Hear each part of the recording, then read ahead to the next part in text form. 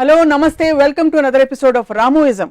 దేవుళ్ళకు కూడా కష్టాలుంటాయి, దేవుళ్ళకు కూడా కథలుంటాయి. ఈ కష్టాలని కథలని బంధించి పురాణాల రూపంలో మనిషికి చెప్పే ప్రయత్నమే పురాణాలు. రామాయణం, మహాభారతంగా అనేక పురాణాలుగా బయటకు వచ్చాయి.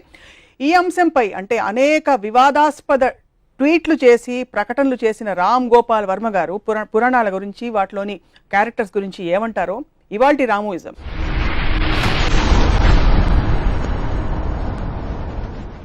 నమస్కారం. లేటెస్ట్ ట్వీట్ ఏంటి Ram Gopal? Latest tweet on Ramayanam Mahabharatam concept. Vinayaka Chavithi వచ్చినప్పుడు నేను ఒక సిరీస్ ఆఫ్ ట్వీట్స్ చేశాను.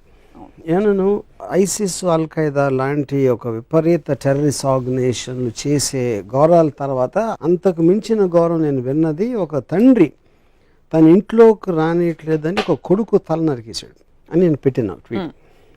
ఒకవేళ తన కొడుకు తల నరికి తర్వాత ఏంటి విషయం తెలిసి తన కొడుకే అని తనకి తెలిసి దారేపో ఏనుగు తల నరికేసి ఏనుగు తల పెట్టేశాడు. ఏనుగు తల పెట్టి మనిషి మీద పెట్టే శక్తి ఉన్నప్పుడు తన కొడుకు తలే పెట్టచ్చు కదా, మళ్ళీ ఏనుగు తల ఎందుకు అనేది ఒక ట్వీట్ పెట్టాను.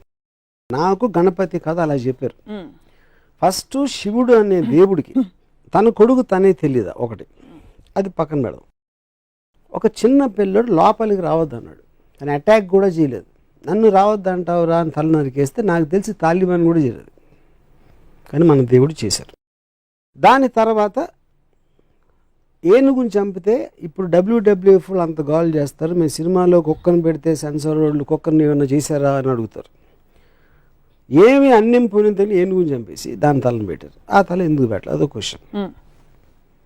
దాని మీద బాంబేలో ఒక శివసేన ఇలాంటి ఎంఎస్ గ్రూప్ వాళ్ళు ఇలాంటి ట్వీట్లు పెడతాంటే గణపతి అంటే చాలా పెద్ద ఈవెంట్ బాంబేలో. అంటే దాంట్లో ఒక లీడరు ఇప్పుడు మనం గొడవ చేస్తే దీని గురించి దాంట్లో లాజిక్ అంతా బయటికి అవుతారో తనకే పబ్లిసిటీ వస్తుంది, వదిలేయండి అని చెప్పాడు.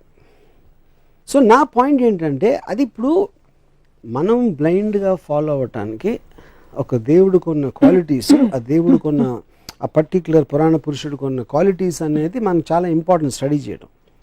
నేను బ్లాటెంట్గా ఇలాంటి ఆస్పెక్ట్స్ ఉన్నప్పుడు దాన్ని క్వశ్చన్ చేయకుండా కేవలం దేవుడు చేశాడు కాబట్టి వదిలేసాం, తాలిబాన్ చేస్తే అల్ ఖైదా చేస్తే వాళ్ళని రాక్షసులు అంటాం. ఇది ఒక ఎగ్జాంపుల్. రెండో ఎగ్జాంపుల్, రాముడు వనవాసానికి వెళ్ళిపోయాడు, సీతమ్మ లక్ష్మణుడు ముగ్గురు వెళ్ళిపోయారు. 14 సంవత్సరాలకి సరిపడా వాళ్ళకి బట్టలు ఆభరణాలు ఇచ్చారు. అవి ఎవరు మోసారని ఒక ట్వీట్ పెట్టారు. రాముడు మోసుడు, సీత మోయదు అంటే లక్ష్మణుడు మోసాడా? ఒకవేళ ఇవ్వకపోతే అవే బట్టలతో 14 సంవత్సరాలు ఉన్నారా? లేకపోతే అడవిలో వేరే బట్టలు ఎక్కడ కొనుక్కున్నారు? లేకపోతే ఆకులను కట్టుకున్నారు? ఇలాంటివి ట్వీట్ చేశారు. అదేంటి నాకు కించపరచడం కాదు, దాని గురించి జోక్ చేయడం కాదు. ఇలాంటి ఫండమెంటల్ ఎలిమెంట్స్ గురించి నేను సినిమా తీస్తే 1,00,000 రకాల రివ్యూలు రాస్తారు. రామాయణ మహాభారతంలో నేను తీసే అతి చెత్త సినిమాలు కానీ ఎక్కువ లొసుకులు ఉన్నాయని నా ఫీలింగ్. వాటికి ఎవరు ఇంత పూజిస్తారు కానీ రివ్యూస్ రాయరు. నా సినిమాలు ఏమో చూడరు, ఫ్లాప్ చేయిస్తారు. ఆ జలసీ తోటి నా మనసులోంచి వచ్చిన ఒక ఆక్రోషం నుంచి ఆ ట్వీట్స్ వచ్చాయి. ఇక్కడ కార్ ఆన్ చేస్తే అక్కడ డోర్ తీస్తారు, మధ్యలో కార్ ఆగిపోయిందా, పెట్రోల్ పోయించాడా, ఈ డీటెయిల్స్ అన్ని మీరు చూపించారు కదా మీ సినిమాలో. అంటే నా పాయింట్, ఒక ఫాదర్ కొడుకు తల నరికేయడానికి కారు ఆపేశాడు, పెట్రోల్. ఎంత చిన్న ఎగ్జాంపుల్, అది సరిపోతుందా? అంటే దానికి దీనికి పోలిస్తే మీ గురించి నాకు అర్థమవుతుంది. ఈ పోలిక కరెక్ట్ అని అనుకుంటే సివియారిటీ ఆఫ్ ద థింగ్ అది కాదు. ఇక్కడ లాజికల్ కార్లు పెట్రోల్ ఉందా లేకుండా వెళ్ళిందా అనేది దాని వలన ఏమి మీకు మారల్ ఆస్పెక్ట్ అనేది ఏమి రాదు. మీకు ఒక స్టోరీలో ఒక లాజిక్ అది. ఇక్కడ it is destroying the fundamentals of God. That is okay. I'm talking about రాముడు బట్టలు మోసాడా, వాళ్ళు ఇస్త్రీ చేసుకున్నారా, గంజి పెట్టి ఇస్త్రీ చేస్తారా, లేకపోతే వాటి ఆ క్వశ్చన్స్ కి ఆన్సర్ గా ఇది కథలో. ఓకే, అప్పుడు okay, so okay, I agree, you're right, I'm wrong. So ఇంకో ఎగ్జాంపుల్ ఇస్తాను. కైకేయి పాతకి రాముడిని అడిగి పంపించేస్తుంది. రాముడిని అడిగి భరతుడికి పట్టాభిషేకం. కైకేయి ఎందుకు చేసింది? రాముడు కన్నా తన కొడుకు అంటే ఎక్కువ ఇష్టం భరతుడు, తన భరతుడికే రావాలని ప్రతి తల్లికి ఉంటుంది. మాట ఇచ్చింది ఎవరు? దశరథుడు. నువ్వు ఏం చేస్తే చేస్తాను. ఎందుకు? ఆ పర్టిక్యులర్ టైంలో ఎమోషన్లో ఏదో ఒక టైంలో తను ఇచ్చాడు మాట. ఆ మాట ఇప్పుడు నాకు చేయాలని. రాముడే కావాలి, రాముడే ఎందుకు కావాలని నాకు బ్రాహ్మణులు ఎక్కడ లేదు. ప్రజలకి ఏం చేస్తే రాముడే కావాలన్నాడు నాకు ఇంతవరకు అర్థం కాలేదు.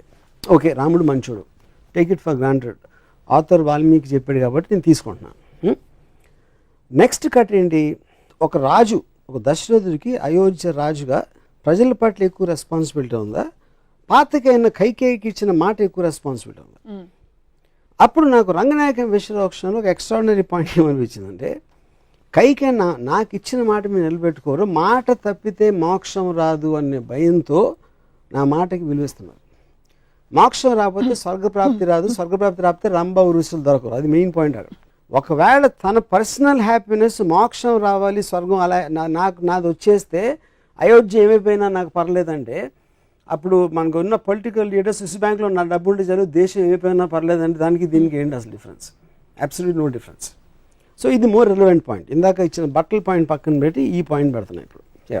ఇవన్నీ సింబాలిక్గా ఎందుకు చూడరు మీరు? ఏంటి సింబాలిక్? ఫేస్ వాల్యూ తీసుకోకుండా. ఫేస్ వాల్యూ ఎట్లా తీసుకుంటాం? దేవుళ్ళని కూడా ఫేస్ వాల్యూ తీసుకుంటే ఇప్పుడు సినిమాలని ఒక కేవలం వినోదం కోసం ఒక వారం వచ్చి 2 వారం వెళ్ళిపోయి సినిమాకి మీరు అంత సీరియస్గా తీసుకుని దాన్ని విశ్లేషిస్తూ ఉంటే, మొత్తం మారల్ వాల్యూస్ నిలబెట్టే పురాణాలని ఇష్యూలు సీరియస్గా తీసుకుంటే ఎట్లా ఉంటుంది?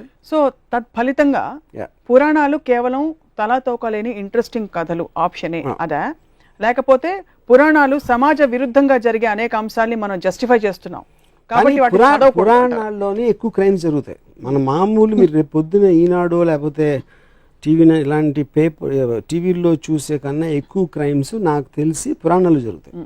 అబ్సల్యూట్లీ లేనిది. అది ఉండాలా ఉండకూడదా క్వశ్చన్ కాదు, పాయింట్ అది కాదు. మన అంత పూజ నుంచి అంటే అది మన మెంటల్ స్టేట్ని రిఫ్లెక్ట్ చేస్తుంది. పురాణాన్ని సీరియస్గా తీసుకునేవాళ్ళు అది యాక్చువల్లీ అతని మెంటల్ స్టేట్ రిఫ్లెక్షన్ అది. యూనో, సో దాని మీద నేను అబ్జర్వేషన్ చెప్తున్నాను అంతే. రంగనాయకమ్మ గారి విశ్లేషణల ప్రభావం ఇది మీరు నేరుగా చదివి. రంగనాయకమ్మ విశ్లేషణ క్వశ్చన్, రంగనాయకమ్మ ఒక థాట్, ఐన్ ర్యాండ్ అనేది ఒక థాట్.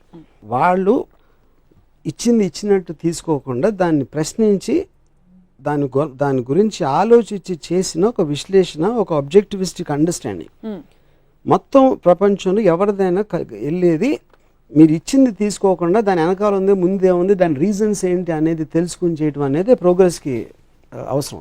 సో ఓవరాల్గా ఈ క్యారెక్టర్స్, ఈ ఎపిసోడ్స్ ఏవైతే మనం ప్రస్తుత సమాజంలో అర్థం చేసుకోలేనివి, ఫర్ ఎగ్జాంపుల్ బిగమి, 2 భార్యలు ఉండే దేవుళ్ళు కావచ్చు, వీటన్నిటి వల్ల ఈ పురాణాలు చదవకూడదంటారా మీరు, లేకపోతే చదివినా ప్రశ్నించండి అని అడుగుతున్నారు కదా. ఇప్పుడు దానికి ఒక గాడ్లీనెస్ ఇవ్వటం కరెక్ట్ కాదన్న. లుక్అప్ చేసి ఇలాగా ఒక గౌరవంతో చూడటం. మీరు ఏదో ఒక ఫోక్లోర్ కథలాగా విన్నారా, లేకపోతే చందమామలో కథ వచ్చిందా అనేది వేరు. మీకు మారల్ సింబల్స్ కింద ఉన్న పురాణ పురుషులు వెనకాల కథలు ఇవా అన్నప్పుడు ఏ మారల్ దాంట్లోంచి తీసుకుంటారు? ఉదాహరణ అది రాముడు మంచివాడు, ఎక్కువ ఎందుకు మంచివాడు ఎంతవరకు అర్థం కాల. రాముడు ఇప్పుడు శూర్పణఖ